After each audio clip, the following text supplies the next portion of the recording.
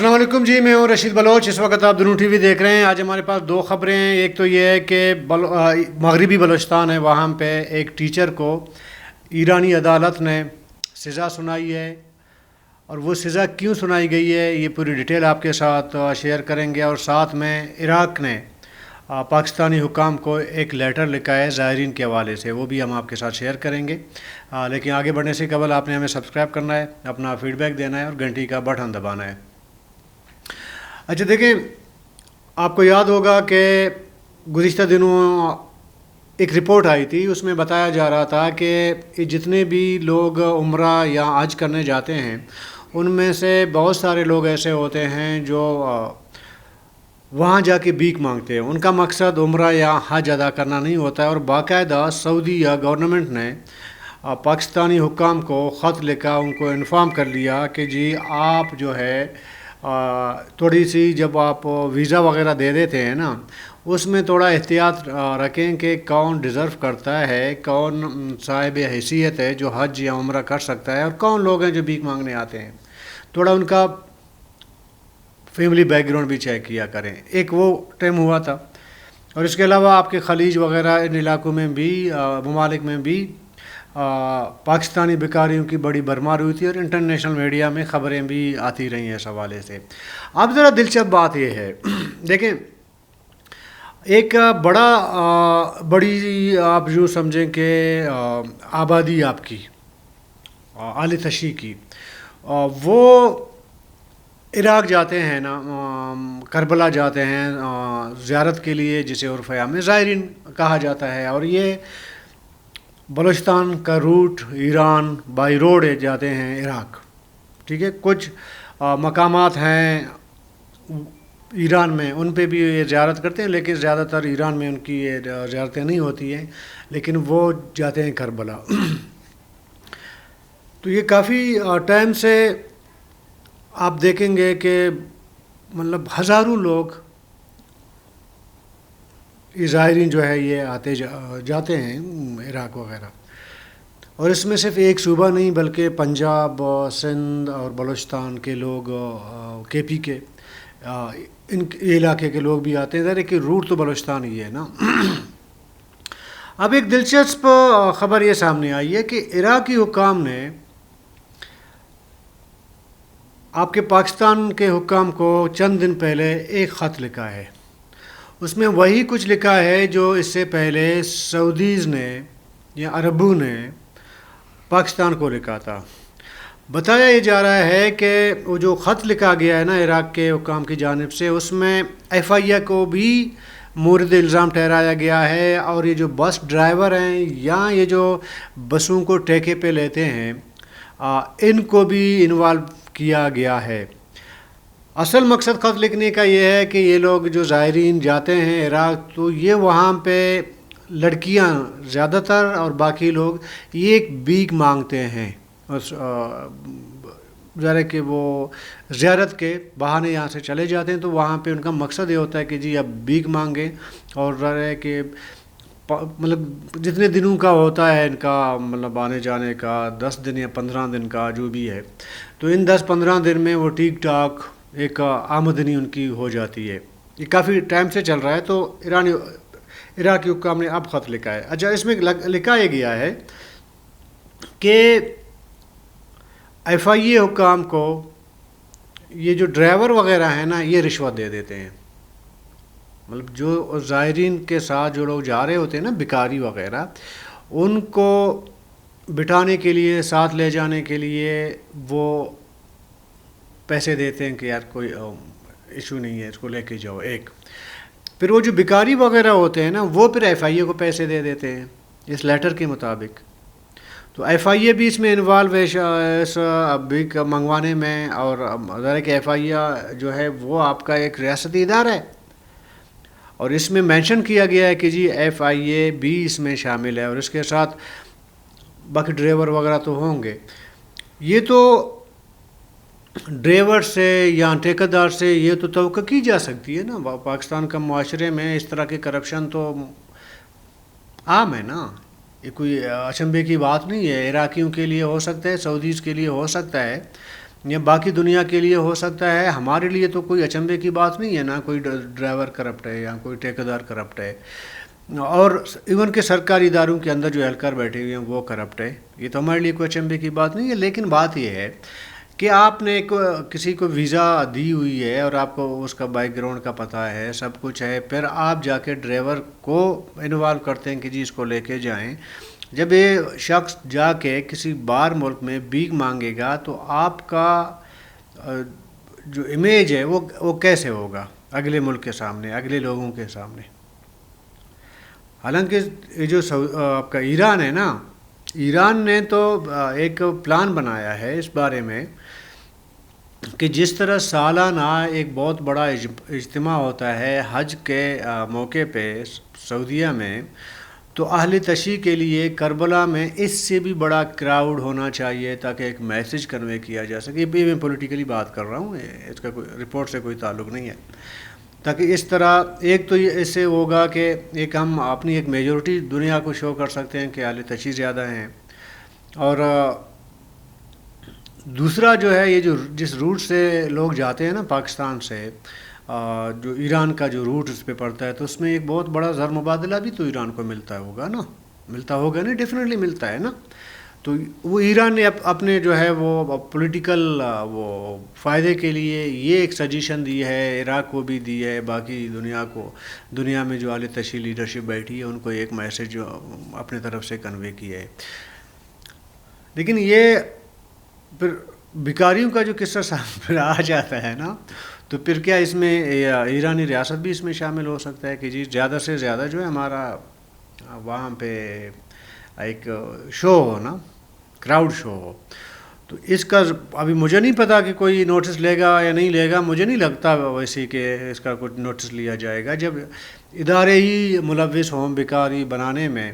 اور اس سے پہلے جو سعودیز نے لکھا تھا آپ کو خط، اس پہ بھی آپ کی کوئی کارروائی نہیں ہو سکی، تو اس میں کیا کارروائی ہونی ہے؟ اور ویسے بھی جو زائرین جاتے ہیں نا، یہ پراپر ان کی جو گاڑیاں ہوتی ہیں یہ براہ راست ٹیکے پہ ہوتے ہیں، ان کا پورا ایک سسٹم ہوتا ہے، ایک چین ہوتی ہے، دوسرے صوبوں سے کوئٹہ آنا، کوئٹہ سے کچھ دن اسٹے کرنا، پھر یہاں سے نکلنا، تو یہ بہت بڑا بزنس میں انوالو ہے نا، یہ بھی آپ تو سمجھے اس میں، ٹھیک ہے؟ وہ جو ٹھیکیدار وغیرہ جو سائڈ میں جو بزنس کر رہے ہیں تو وہ بھی کبھی نہیں چاہیں گے کہ بیکاری نہ جا سکیں، ہو سکتا ہے بیکاری جو ہے وہ ٹھیکیدار وغیرہ بھی کو بھی کچھ نہ کچھ کھلاتے ہوں گے۔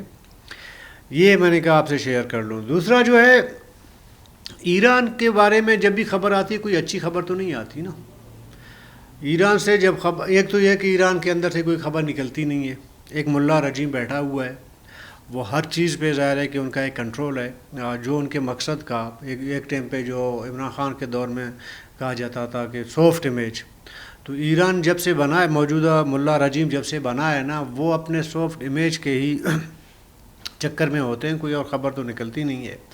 لیکن کبھی کبھی جو ایسی خبریں نکلتی ہیں جو پھر ایران جیسے جو سافٹ امیج سالوں سال جب بلڈ کرتے ہیں، تو یہ ایک واقعہ ایسا ہوتا ہے جو اس کی پیشانی پہ ایک دبا ہوتا ہے۔ سب سے بڑا دبا انٹرنیشنلی کیا ہوا تھا حالیہ دنوں میں؟ اسماعیل ہانیہ کی شہادت کا واقعہ ہوا تھا نا ایران کے اندر، اور ایران نے اس کے بعد جتنی جو ہے ڈائلاگ بازی کی کہ میں یہ کروں گا تو فلانا کروں گا، جاننے والوں کو تو پتا تھا کہ ایران کچھ نہیں کر پائے گا، نہ ایران کی اتنی سکت ہے، اتنی اوقات ہے کہ وہ اسرائیل سے لڑ سکے یا دنیا سے لڑ سکے۔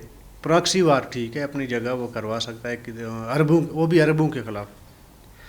آپ ایران کا کوئی پراکسی وار دنیا میں کہیں اور نہیں دیکھیں گے، عربوں کے خلاف آپ دیکھیں گے، خواہ وہ عراق ہو، خواہ وہ شام ہو، لیبیا ہو، سعودیہ میں ہو، یہ تو ہوگا، یہ تو بڑا ایکسپرٹ ہے اس چیز کا۔ باقی دنیا کے لیے نہ ایران کوئی مضر ہے، یعنی خطرہ ہے، نہ کچھ ہے، نہ اسرائیل کے لیے خطرہ ہے ایران۔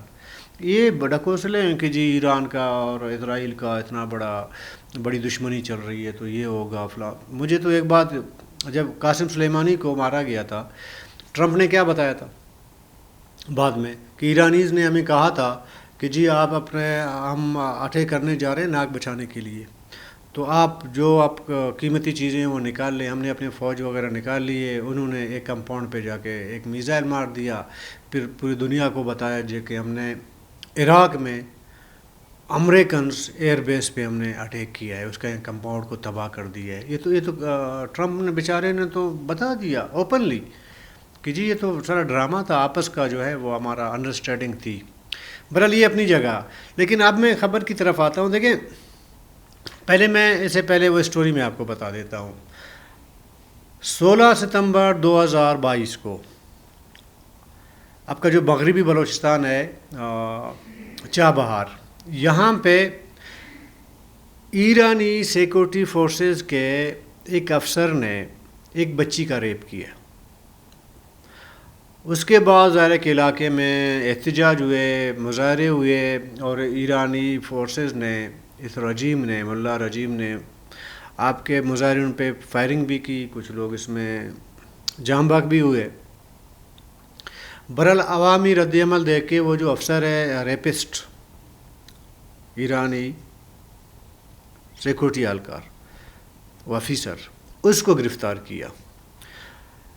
تو اس میں الہام بلوچ نامی ایک خاتون ہے، بلوچ خاتون ہے، وہ ایک انگریزی کے ٹیچر بھی ہے وہاں پہ. وہ بھی اس احتجاج میں شریک تھی، اور اس احتجاج میں نہ صرف شریک تھی بلکہ فرنٹ لائن پہ تھی. تو الہام بلوچ صاحبہ کو ایرانی سیکورٹی فورسز نے گرفتار کر لیا کہ بھئی احتجاج نہیں کرنا چاہیے. ایک کیس چلتا رہا، لیکن بعد میں یہ ہوا کہ 1 مہینے تک وہ جیل میں رہیں. 1 مہینے کے بعد اس کی ضمانت ہو گئی. ضمانت کے بعد بھی کیس چلتا رہا. تو ابھی جو ہے ان کا ایک عدالت ہوتے ہیں نا، پاسدار انقلاب، ان کا جو موسٹ کیا بول سکتے ہیں متنازع جن کا فورس ہے پاسداران انقلاب، اور جو سمجھتی ہے کہ جی ایران کے جغرافیہ، اس کے سرحدات، اس کے نظریات، اس کے فلانے کا ہم ذمہ دار وہ ہیں، اس کے ذمہ دار بھی ہم ہیں اور پروٹیکٹ بھی ہم کر سکتے ہیں. اور جس کا سربراہ قاسم سلیمانی تھا، جس کو امریکنز نے ٹھوکا، یاد ہے آپ کو؟ اس کے بعد پھر شام میں بھی ٹھوکے گئے نا. باہر ان کا بس نہیں چلتا تھا، پر چلتے ہیں، ان کی لیڈرشپ کو مارو کوئی فرق نہیں پڑتا، لیکن اپنے جو باؤنڈری کے اندر یہ بڑے شیر ہوتے ہیں، عوام پہ بڑے شیر ہوتے ہیں. تو ان کے زیر اثر ایک عدالتیں ان کی چلتی ہیں جسے نوری انصاف کہتے ہیں، اس طرح میں ابھی بھول گیا، پتہ نہیں ایسا کچھ نوری ہے ان کا، انقلابی نوری نام کے ان کی عدالتیں وہاں پہ بھی چلتی ہیں، اور یہ پاسدار انقلاب کے بالکل کنٹرول میں ہوتی ہے. تو اس عدالت نے الہام بلوچ صاحبہ کو 1 سال کی سزا سنائی ہے. اچھا الزام کیا ہے؟ بڑا انٹرسٹنگ ہے، دیکھیں نا. الزام یہ ہے کہ جی آپ نے سوشل میڈیا پلیٹ فارم کے ذریعہ ایرانی ریاست کو بدنام کرنے کی کوشش کی ہے. یعنی کہ وہ جس ریپسٹ نے ایک بچی کا ریپ کیا، اس سے بدنامی نہیں ہوئی ریاست کی یا ملاؤں کی جو بیٹھے ہوئے ہیں ادھر محرابوں پہ، ان کی نہیں ہوئی. لیکن ایک خاتون نے جب آواز اٹھائی تو یہ جو ہے ریاست کے امیج جو ہے وہ خراب ہو گئی، اس سے سمجھ گئے. تو اس بنیاد پہ الہام بلوچ صاحبہ کو جو ہے انہوں نے جیل میں بند کر دیا کہ جی جائیں جیل میں بیٹھیں، تاکہ یہ جو سو کالڈ جو امیج ہے نا وہ برقرار رہے. وہ مجھے ایک لطیفہ یاد آتا ہے، کسی کی قمیص نہیں تھی، ننگے جسم گھوم رہا تھا، اور ایک کا سر ننگا، ایک دوسرا بندہ اس کی پگڑی نہیں تھی. وہ جو ننگا بندہ تھا جس کی پگڑی نہیں تھی، اس کو کہا کہ تمہارا سر کیوں ننگا ہے؟ خود کو نہیں دیکھ پا رہا تھا کہ میری کیا حالت ہے. اگلے کو کہتا ہے تمہارا سر، پگڑی تم نے کیوں نہیں باندھی، تمہارا سر کیوں ننگا ہے. تو ایران کی اس وقت صورتحال یہ ہے. اور جو لوگ بہت سارے ہمارے یہاں پہ لوگ ہیں اسکالر ٹائپ کے، پتہ نہیں کس طرح، وہ کہتے ہیں کہ جی دنیا میں ایک ہی اسٹیٹ ہے ایران، وہ اس نے جو ہے امریکہ کو بھی آنکھیں دکھائی ہوئی ہے، اس نے اسرائیل کے سامنے بھی اس نے وہ کر لیا. اب یار چھوڑو یار. ابھی آپ نے میزائل گزشتہ جو یہ معاملہ ہوا تھا نا آپ کا غزہ والا، اب تک اس نے کیا کیا؟ الٹا اسی کے لیڈر کو اپنے گھر بلا کے مروا دیا. یہ اس کا مطلب تاریخ یہ ہے ایرانی ملا رجیم کی. برحال اب اس طرح کی جو سزائیں ہوتی ہیں نا کسی ریاست کی جانب سے جو عوام کے لیے اس لیے کرتے ہیں تاکہ اگلا عبرت حاصل کرے. لیکن جس طرح ایران میں یہ ایک تبدیلی آ رہی ہے نا عوام کی جانب سے ملا رجیم کے خلاف، اور مجھے یقین ہے کہ ایران میں ایک اور انقلاب آئے گا عام لوگوں کا، پڑھے لکھے لوگوں کا. پاکستان میں نہیں آ سکتا لیکن ایران میں آئے گا، خواہ وہ خواتین کی شکل میں ہو، خواہ وہ کسی اور کی شکل میں ہو، وہ ضرور آئے گا. لیکن پاکستان میں آنے کے چانسز کم، ایران میں آنے کے چانسز زیادہ ہیں، کیونکہ لوگوں کے اندر سے خوف نکلتا ہوا نظر آ رہا ہے. تو کل تک کے لیے اجازت دیجیے. اللہ حافظ.